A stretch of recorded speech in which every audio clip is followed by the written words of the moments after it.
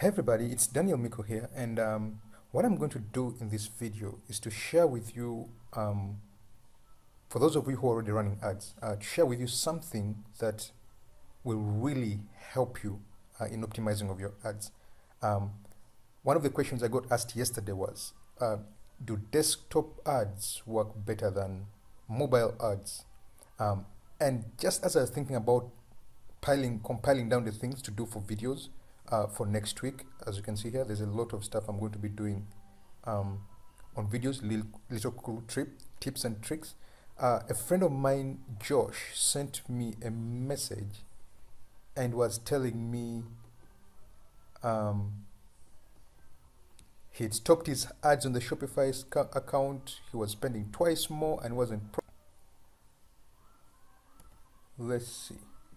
So which of the following work well? Is it the desktop ads or the Facebook ads? Now, Josh sent me this message and he's like, he's obviously doing something wrong. He doesn't know what it is, but he's spent around $700 on ads and he's only got about 537 in sales, $320 in profit.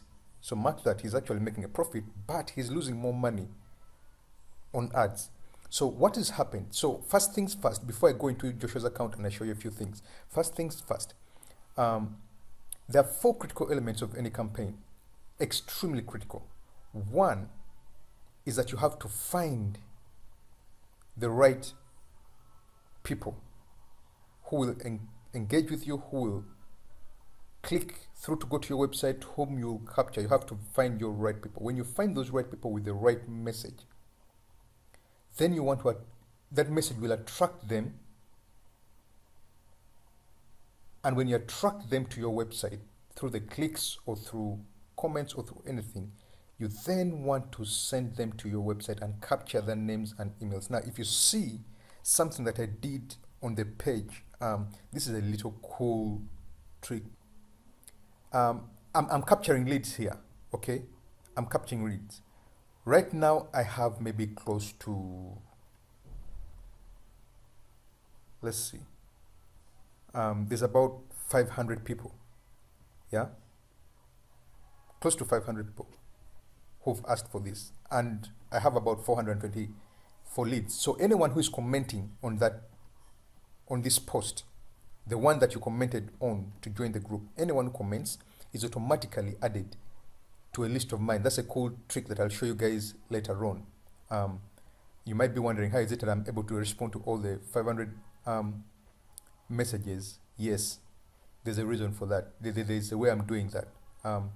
And it has even gotten more people actually trying to get on board than the 500 who applied. Right now, we're just about 118. Thank you so much for joining, by the way. I'm very strict with who I'm letting in. I'm going through your profiles. I'm checking one by one with my team to see who exactly we have to add. So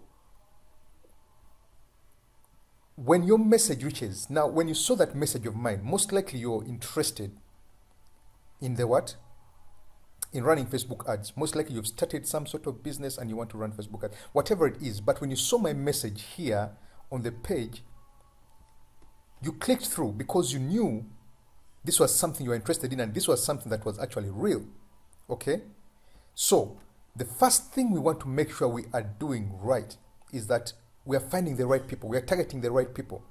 We are targeting the right market. And we are presenting the right message to them. A message that is going to make them perform any form of action. And when that happens, we want to capture them through different magnets. Right now, I'm not even using any website. I'm not using anything. My website is not yet fully done. So I'm just capturing you through Facebook alone. What then should you do in case you come into a situation like Joshua is coming to, that is stopping his ads because it's paying more for the ads and everything else? Now, that comes down to campaign structure, okay? The first place you start from, now for me, I have a couple of tools that help me actually to do this automatically. But the first thing is, who do you attract? Your audience. You have to know your audience. And the first place you start from when you're searching for your audience is to come to the audience insights. I start with small business owners. I could say who live in Kenya. Yeah. This is usually how you go about starting your whatever. So it's not giving me any interests there. What is it? Additional. Okay, let's say people who love kitenge. Yeah, we do a lot of kitenge. I have a fashion design shop. Okay, 79% of the people who like kitenge are women. But you go to the page likes. This is finding your right audience, right? I'm doing a crash course here. This will be about 10 or 12 minutes. This is a crash course, but I'll talk about this later. So you start looking. What are other things that they're looking for? Well, they like diamond platinums. They like Dinko stars. You want to get those that are so near to your audience as possible. So you have Daniel Churchill, you have Uhuru Kenyatta, 24 million, blah, blah, blah. Yeah, you want to start from the audience insight. When you've finished the audience, then you want to come and design your ad. When you've designed the right ad, always starting with a question, yeah, then you want to run the ad. Now, let's look at Joshua's account right now. And I want to show you what to do in case already you've done everything else the other side, and you want to just start and see how your ad's performing. This is where you start from. Yeah, there's a few tabs you have to have here. One of them, if you, for example, for Joshua, he was sending people to his website. So the first thing is you want to know how much am I paying when people initiate a checkout.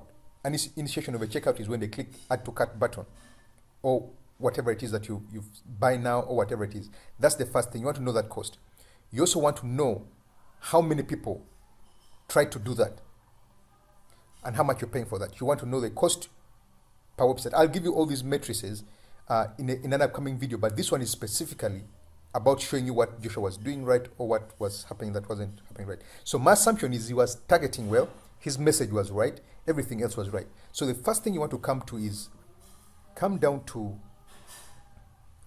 platform here and device. And this is the first thing you're going to do. Now, when you're doing this, make sure you're doing it after 48 hours. Not any time less than that. Let your ad run for 48 hours before you can start optimizing. Now, if you don't have a large budget, you might want to start with $5 or $10, whatever your budget is. Maybe 2-3 ads, whatever your budget is, to just test the waters and see what's working and what's not working. So you do what I'm showing you right now after 48 hours. So you come to placement and device. And when you look through now, you're going to see Facebook has given you all the different placements. Now, the first thing is when you're creating your ad, and this is not just for Joshua, for anyone else, avoid the audience network and avoid Instagram.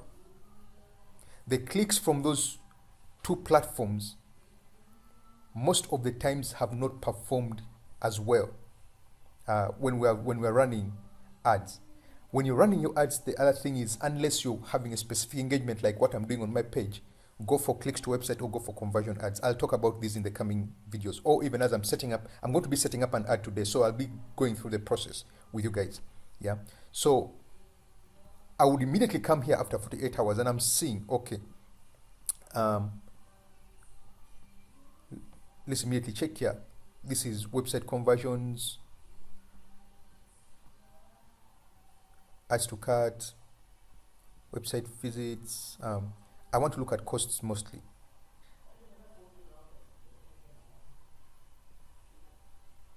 Cost per website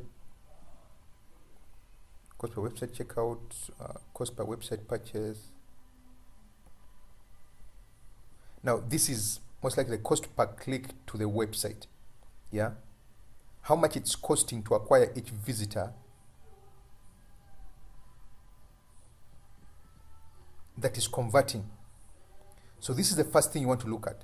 You want to look at any numbers that seem to be very high. Okay, which platform is giving you a very high number and yet is giving you a very low checkout rate? Because here you're seeing checkouts initiated, there's only 2, and they're costing you about $163. So you're paying about $163 for every person who is adding to the cart.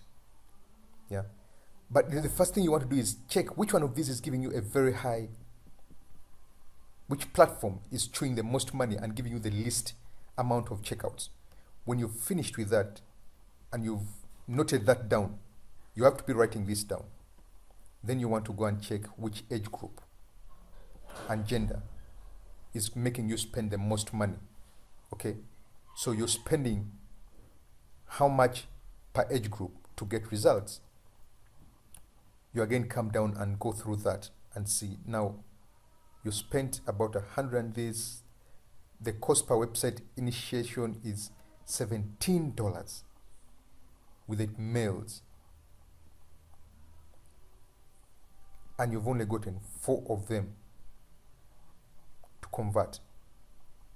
Okay, so these are the matrices you have to start looking into. So the first thing you want to do is, when you're seeing your cost is very high, you're seeing things that don't work, come down, check which platform is performing well. It has to have a high amount of click-throughs, a high amount of checkouts, a low amount of cost per checkout. After the platform is being noted, you now want to check out which age group is performing the best. After checking out the age group, then you want to pause that ad and create a new ad, a lookalike ad. You can just come and duplicate that ad from here and make those changes and start running your ad again. Testing phase usually is going to happen between the first 4 to 72 hours is the time for you to do all the testing you want to do. Then after that is the time to expand and scale when you found the perfect ad. All right. I hope this was helpful, and I hope you get to learn more as we go on. Thanks for watching this, and have a good day.